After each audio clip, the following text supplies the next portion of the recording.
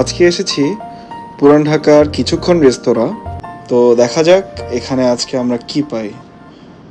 শুরুতেই রেস্টুরেন্টের এনভায়রনমেন্টটা ছিল খুব ওল্ড। ওদের আইটেমগুলো দেখতে পাচ্ছেন খুবই রিজনেবল প্রাইসে। আমরা লেট করে যাওয়ার কারণে খাচ্ছে কেমন মজা।